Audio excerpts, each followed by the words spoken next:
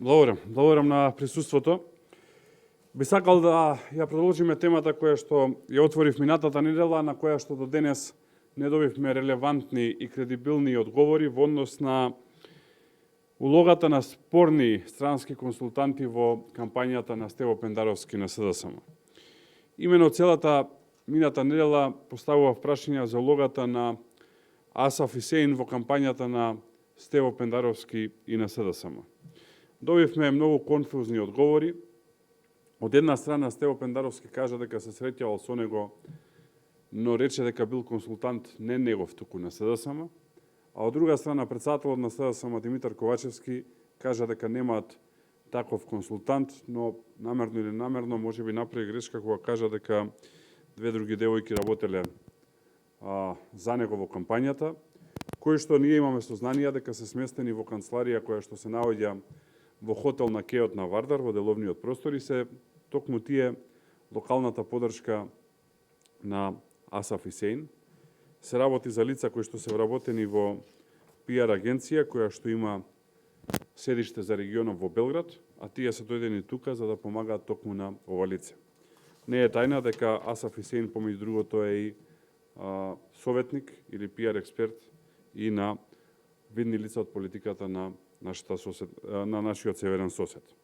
Во таа насока не добивме одговори зошто не е објавен договорот кој што СДСМ го склучила со Асаф Исеин и зошто истиот не е евидентиран, како и тоа дека доколку склучиле договор за работа на изборите, се работи за тешко кривично дело, имајќи предвид дека изборните сметки се уште не се отворени и во моментот на почеток на ангажман не ни можеле да бидат отворени затоа што формално процедурата за номинирање на кандидати нити за претседател, нити за пратеници не беше завршена. До нас стигаат кредибилни информации дека ова лице е плаќано на рака, односно во кеш, од средства кои што се сомнително прибавени од страна на политичката партија СДСМ, најчесто тендерите во РЕК Битола, за кои што јас лично зборував во изминатиот период.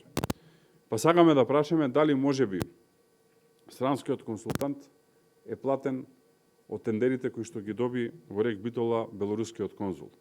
И дали ова начинот на кој што е исплатен овој странски консултант и дали контролата се прави преку лицата кои што се сместени во деловни простории на еден хотел на Кеот на Вардар, да бидам попрецизен, позади градскиот стадион. Ова се релевантни прашања на кои што јавноста не добива одговори, освен првичната конфузија која што настана после изјавите на Стево Пендаровски и Димитар Ковачевски, немаме ни еден одговор, освен лични навреди кон мене и кон политичката партија ВМРО-ДПМН, ништо друго како релевантен одговор не добивме. Јавноста мора да ги знае одговорите на овие прашања, затоа што влегуваме во кампања и мора да се знае на кој начин се финансира кампањата и кој работи во истата и кои се целите на оние кои што работат во кампањата. Очекувам релевантни одговори на овие прашања, доколку не добиеме вакви одговори, можеби надлежните институции, особено оние кои што се поврзани со мониторинг на изборите и со следење на трошењето на средства на изборите, треба да посериозно се позанимаваат со овој случај. Благодарам, поелете ако има прашања.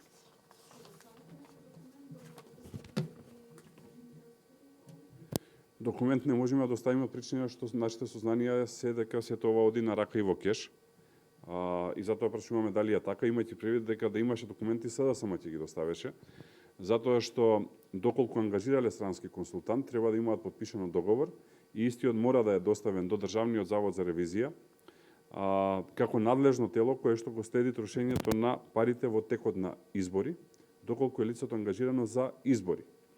Имајќи предвид дека во моментот кога тоа лице почна да работи во Македонија, а само во месец март е преку 15 дена физички присутен во Македонија и насекаде зборува дека работи за СДСМ, и Стево Пендаровски кажа дека работи за СДСМ, во тој период и да сакале не можеле да го ангажираат да работи за изборите, затоа што изборните сметки не се отворени. Изборни сметки се отвараат откако ќе се потврдат кандидатите.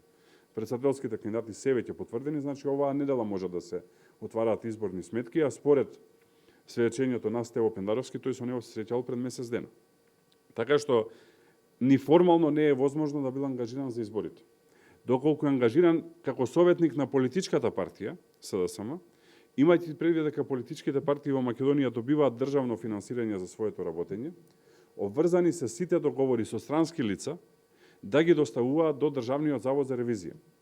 Таков договор нема, таков договор не е доставен до Државниот завод за ревизија, затоа што да имаше прво СДСМ ќе го презентираше, што не носи кон два заклучоци. Или се работи со најголемиот филантроп на светов, кој што работи без пари за СДСМ, или е плаќан во кеш. Но дури и да работи без пари за СДСМ, согласно Законот за донации на политички партии, тоа мора да се пријави како донација, односно реалната вредност на сработената работа мора да се пријави како донација, согласно Законот за политички партии, како би се знаела вредноста на донацијата и јасно се ограничени донациите во Македонија, имено физичко лице не може да донира на политичка партија повеќе од 3000 евра по изборен циклус, а правно лице не може да донира на политичка партија повеќе од 30.000 евра по изборен циклус. Но, ни физичко, ни правно лице од странство не смеат да донираат на политички партии во Македонија, затоа што согласно Законот за политички партии и Изборниот законник, финансирање на политички партии од странство е тешко кривично дело. Што значи дека овдека имаме колизија на многу работи и единствената логика е она што јавно се зборува по градов, Скопје не е голем град, е дека ова лице е плаќано во кеш.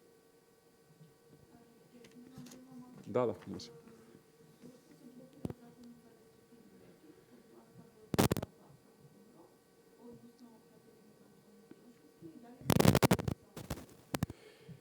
Две работи имам да кажам тука. Прво, во однос на формата, после во однос на суштината.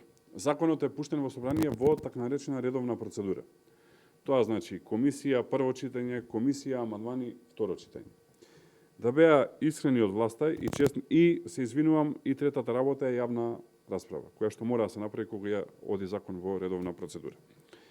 Значи имаме 5 чекори кои што треба да се поменат. Комисија, пленарна седница, јавна расправа, пак комисија, пак пленарна седница.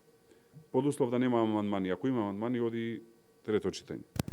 Да беа од власта честни во намерата да го донесат законот, веројатно може да го донесат на исти начин на кој што сакаат да го донесат законот за игри на среќа, по брза процедура и по скратена постапка, или на истиот начин на кој што сакаат да ги донесат законите за така наречени стратешки инвестиции во енергетика, кои што не се носат само заради кавга во рамки на коалицијата, иначе доколку влезат во собрание ќе се донесат за 2 дена, затоа што се пуштени по така наречена скратена процедура.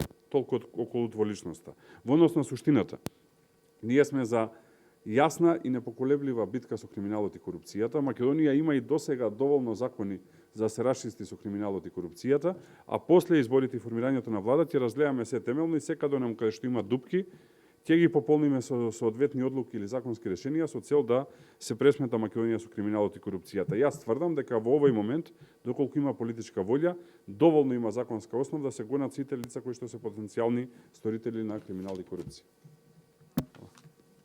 Да. Прашање околу балансирот за кој Мицкоски зборуваше додека представуваше одборната парламентот ДПМН. Тој рече дека балансирот ќе биде услов за идно коалицирање во влада. Очекувате ли албанските партии да се согласат околу овој услов? Очекувам затоа што мислам дека ова решение го надмина времето за кое што беше дизајнирано. Целта беше правишна и соодветна застапеност, што во најголем дел од институциите веќе е постигнато и сега сериозно се злоупотребува. Се злоупотребува со цел реализација на вработувања кои што се далеку од квалитет, а пред се партиски вработувања и се злоупотребува од сите етнички групи во Македонија. Па можете да видите лице кое што е очигледно дека е македонец се пријавува како албанец, или лице кое што е очигледно албанец се пријавува како македонец или како турчин, со цел да се изигра целиот систем. Ние сметаме дека вработувањата во јавната администрација треба да бидат според квалитет, и тоа е начин на кој што сакаме да се случуваат вработувањата со нашата влада и затоа сме убедени дека нашиот потенцијален партнер во владата ќе ги дели нашите ставови. Гледаме во јавност дека има политички партии кои што ги делат тие ставови, дека треба да се вработува според квалитета, не според партиска или етничка припадност, и во таа насока очекувам позитивен одговор од потенцијалните партнери во владата.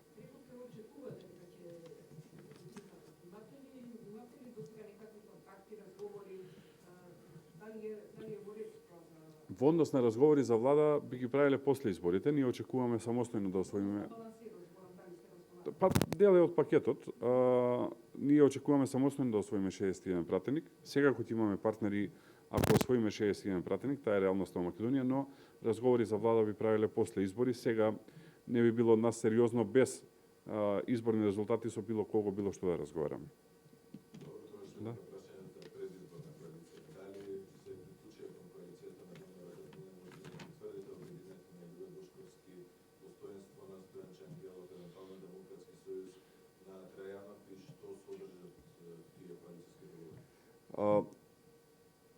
Процесот можеме да кажам дека е при крај. Ќе го објавиме до крајот на оваа недела. Разговараме со многу политички партии, дел се и овие три кои што ги споменавте. Ти имаме заедничко потпишување на коалицијски договор во кој што ќе се обзнанени принципите на соработка. Нашата идеја е да го прошириме ова што сега е како коалиција за обнова на Македонија во една поширока коалиција која што ќе може на следните избори да освои најмногу пратеници и да ја предводи следната влада. Соработката со сите е на исти начин принципиелна како што била и досега, така што секој кој што сака да се приклучи, ја поддржува програмата на ВМРО-ДПМН е добре дојден. Има и политички партии од актуелната власт кои што посакаја да разговараат со нас, но ние мислевме дека не треба да разговараат со нас од причина што мислиме дека не делиме исти ставови. Така што до петок сабота ќе имаме целата листа на оние кои што потенцијално би соработувале. Видов дека овие три политички партии самостојно објавија дека сакаат соработка со ВМРО-ДПМН. Штом ја донесеме финалната одлука, секако дека ќе ве информираме. Да, има од владачката коалиција кои што најверојатно ќе се приклучат. Оставам мал услов затоа што процесот е при крај, но има и партии кои што сакаат да разговараат со нас, со кои што ние сметавме дека не треба да разговараме затоа што не ги делат нашите принципи и ставови. Може да откриете кои се тие партии? Мислам дека е индискретно, особено за овие вториве, затоа што ако сме процениле дека не треба да соработуваме, мислам дека е честно да остане тука. Има уште едно прашање Да. до претседентот на ВМРО-ДПМН, а тоа е објавувањето на името на носителот на листата на СДСМ, Венко Филипче, како ваш противник во изборната единица 4, ваш коментар за Венко Филипче. Па од она што можев да го видам од неговиот прв јавен настап по објавувањето на кандидатурата, можам да видам дека се работи за потенцијална лидерска битка во рамки на СДСМ, а и тоа е тоа што се зборува низ четворката од луѓето кои што него го поддржуваат, дека после изборите се надева да го преземе раководењето на СДСМ и дека затоа влегува во оваа изборна трка. Тоа си е работа на СДСМ, јас немам што да се мешам тука, но она што мислам дека јавноста сериозно ќе ја интересира е откако Венко Филипче избега од јавноста во последниве неколку години, да даде одговори на неколку суштински прашања во јавноста. Прво, каде е тој во однос на модуларната болница во Тетово која што изгори и 14 човечки животи кои што беа загубени таму.